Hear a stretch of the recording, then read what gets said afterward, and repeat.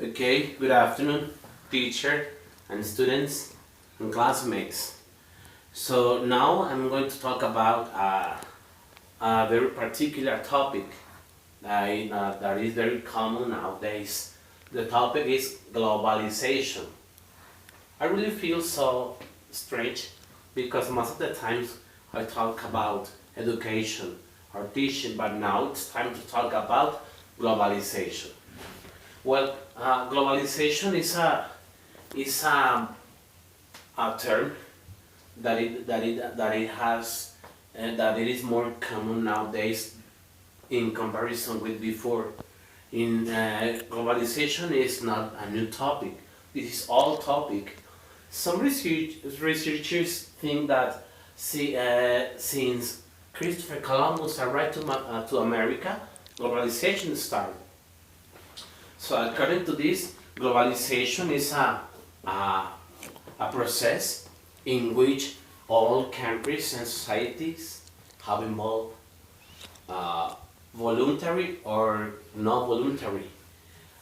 For example, in those days, the globalization was not very typical. Nowadays, yes, because of the modernism, internet, and technology, etc. But this process has advantages and disadvantages. We can see, for example, globalization involves the whole world. You can see that picture, and then different brands work and live together in order to get money. Another picture indicates us that globalization is like everybody are involved. So, okay, well, as I have said before, globalization has advantages and disadvantages. For example, one advantage is that it reduces inflation. Why? Because of the countries work and they can export their products, and the inflation is going to reduce because of the money works and runs in the whole world. Another advantage is that technology because of we can use internet or even talking or working for another country or city. Culture, culture is globalization is good, but because we know cultures from all around the world. For example, Japanese culture, Greek culture, Mexican culture. But I don't know. It depends on the point of view. Some of these terms uh, are advantages and disadvantages. Depends on the context or the point of view. For example, migration. Globalization is good, but the countries which receive a lot of benefits are the richest, the most powerful. But what happened with the poor countries? They don't have a lot of money. They can't acquire different equipment or I don't know or factories in order to invest. They don't have the resources to invest. So what happened? That inequity exists. Inequity emerges because of the most powerful and the less powerful countries. And as a conclusion, with no employment, people used to migrate to other countries in order to looking for a better life living style.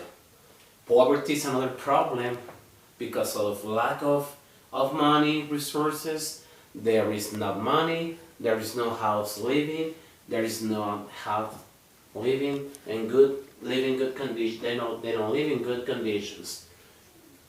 Another situation is that cultural exchange. Cultural exchange is good because we know uh, about culture for another countries. But then in some cases this is wrong because we are losing our traditions, our roots that identify or characterize with the whole world. For example, some people used to follow another customs or traditions in order to use or to work or live with that with their tradition. For example, some people use earrings like this one, and this is not a Mexican culture. I think it comes from Africa, or I don't know, another culture. Environment. Most governments love globalization because they can get a lot of money, but they don't care of environment. They invest, they don't care if the environment is good or wrong or I don't know. But environment is another problem. Most of the countries don't take care of their environment. We can see a lot of people. And then technology. Technology is good, as I have said before. Technology is good, but then it could be wrong because of many employees and many people could lose their job. Yes, because of technology. Technology reduces the number of workers in companies. For example, 5 workers those days, now 1 worker for a machine. Okay, inflation. And another situation that about globalization, we can live here, for example, I don't know, if a good example about globalization could be, for example, if I buy a nacimiento here in Guadalajara, it costs about 250 pesos, and now if I go to the market, I can get with only 20 pesos. It is Chinese because of the globalization. This is wrong, and employees here will have problems because of the economic situation. Some people prefer buy things less cheaper things. Pausa. Continue. Well, to continue with my topic, now I'm going to talk about the severe crisis in Greece. This problem is so hard because the government doesn't know how to solve its situation. Greece has a great debt with the International Monetary Fund, and they didn't pay. This is the problem, but they didn't pay, and there is a problem, and they don't know what to do. The population is so desperate because there are 2 options. They need to choose if they reduce the money, or live in the euro area. Yes, this situation is wrong, and this is not only for Europe.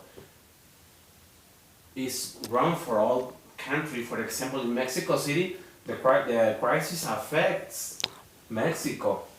Why? Because Mexico is considered an emerging market. Yes, and with this situation, investments prefer to invest their money or their actions in another way. Like, for example, acquiring gold, or even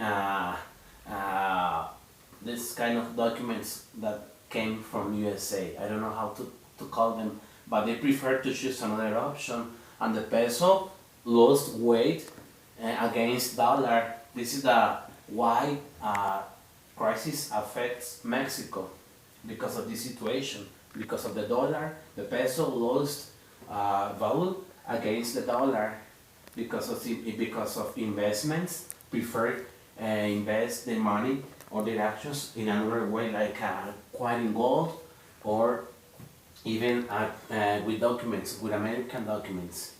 It's all for today. Thank you very much. Thank you for this space. Thank you. Bye.